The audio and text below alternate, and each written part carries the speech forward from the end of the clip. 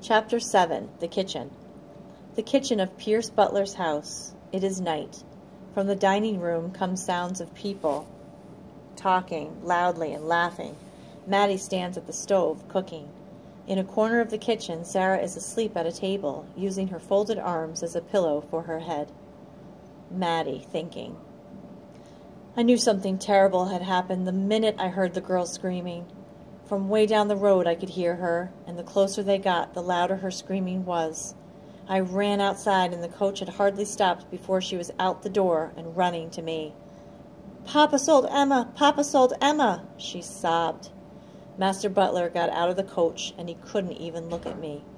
He picked Frances up like he was afraid she was going to run to me, too, and went in the house like he didn't know I was standing there. Will was sitting atop the coach, and the tears were just flowing down his face. That's the first time I'd ever seen that man cry. He didn't even cry when his parents died.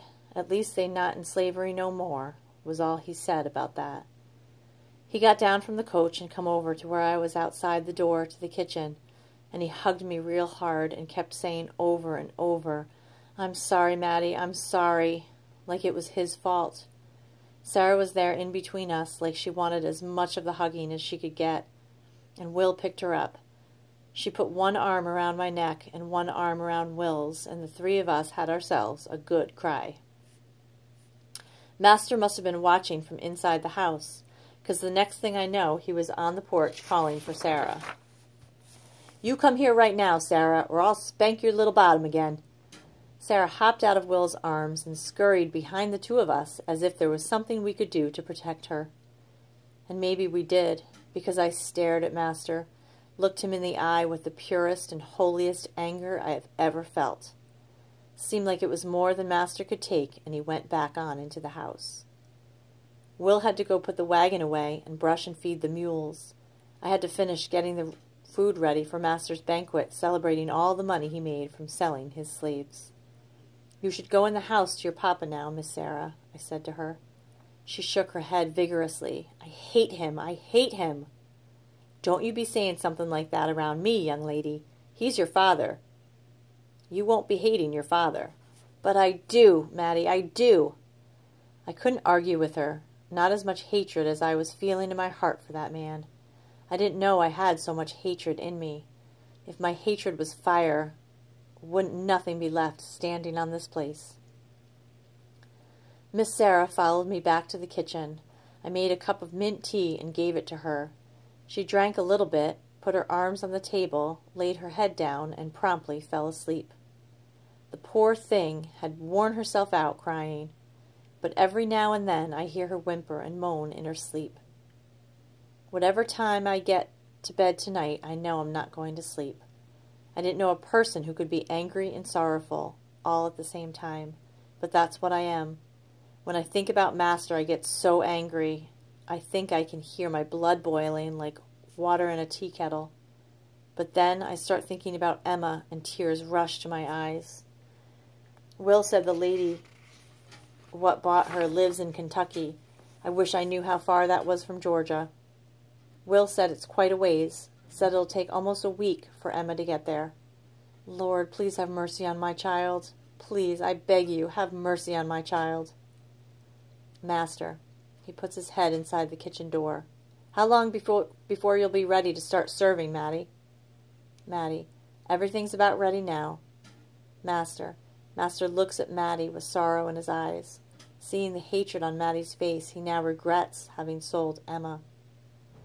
He opens his mouth as if to speak, closes it, and finally speaks softly, haltingly. Madi, I don't know what to say. I don't know what got into me. Madi, I don't know you anymore. You look like Master Pierce Butler, but you don't act like him. If you was the Master Butler I know, then you would have remembered that my black mother nursed you, and me at the same time. The Master Butler I know got his nourishment in the milk from a black mother's breasts. You, me, and Will grew up here together like sister and brother. You look like Master Butler, but that's not about you. But that's about all you got in common with the Master Butler I know. Master. Madi, I know how it seems, but you have to understand. Madi. All I understand is that my only child is on her way to some place called Kentucky, and I ain't never going to see her again. What you want me to understand beyond that? I hope you burn in hell. Pierce Butler gives Madi a look of disgust, shuts the door, and returns to his guests. That's right, Master. Run away. I ain't got no respect for a man who does wrong and won't own up to it. Run all you want, Master.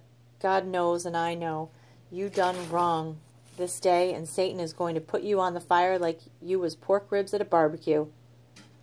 As Madi spoons mashed potatoes from a pot into a serving bowl, she spits into the potatoes several times, then stirs them again.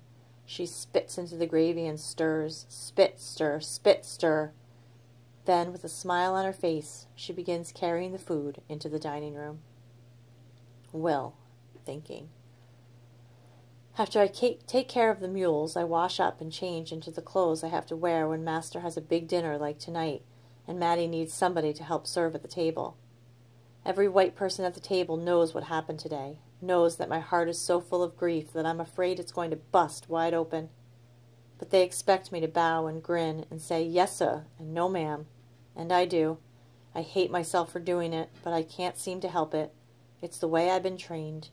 And if I don't pretend to be happy and bow and grin, well, no telling what Master might do, since I never thought he'd be so mean as to sell Emma. He could sell me to somebody sitting at that table, and Madi would lose her whole family in one day. Master want to pretend like me and Madi don't have feelings same as him. He don't want to see the grief weighing us down like we carrying mules on our shoulders. This grief will never, and even if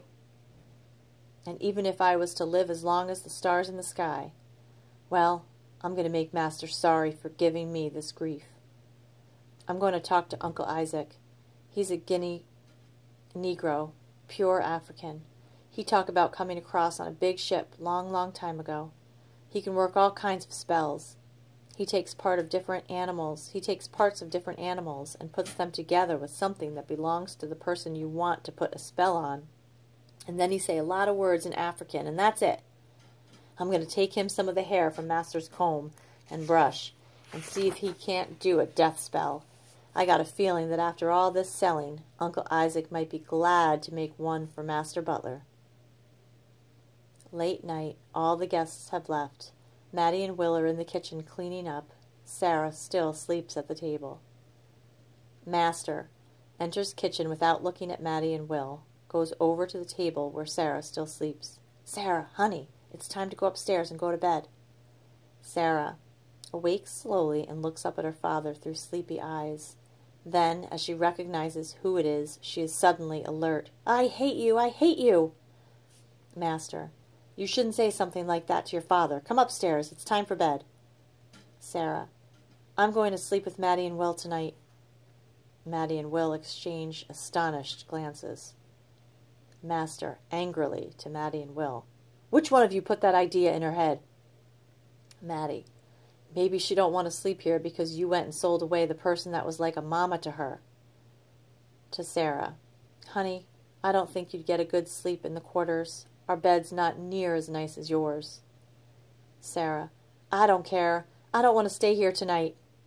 To her father, I don't want to sleep upstairs and you can't make me. Master,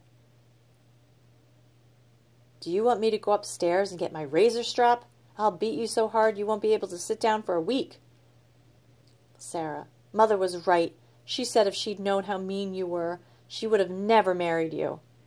Master, he is stung by his daughter's words and flushes with red and anger. Well, it's pretty clear that you are your mother's child and not mine.